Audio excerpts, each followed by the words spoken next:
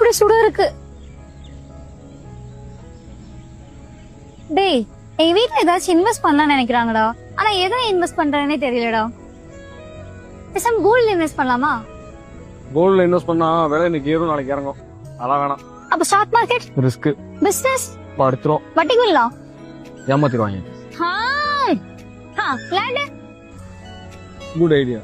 ஆனா எந்த லேண்ட்ல இன்வெஸ்ட் பண்றோங்கிறது ரொம்ப முக்கியம். கரெக்ட் தான்.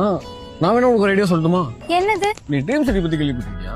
ட்ரீம் சிட்டி நான் கேள்விப்பட்டிருக்கேன். இந்த ஏர்போர்ட் நகர் பக்கத்துல வாகை நகர்ல இருக்கே, அதானே? அதேதான். இந்த ட்ரீம் சிட்டியில இருக்கிற வாகை நகர் திருச்சி மதுரை ரிங் ரோட்டுக்கு ரொம்ப பக்கம். அது மட்டும் இல்ல, பஸ் போற மெயின் ரோட்லயே பஸ் ஸ்டாப் பக்கத்திலேயே இருக்குங்க.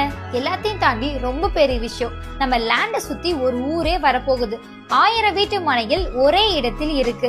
இதை விட முக்கியமான விஷயம், டிடிசிபி ரெரா அப்ரூவலோட இருக்கறனால லேண்ட் விஷயத்துல நமக்கு எந்த பயமே இல்ல. இப்ப இருக்க பத்திரப்பதிவு செலவே தலையே சுத்தும்.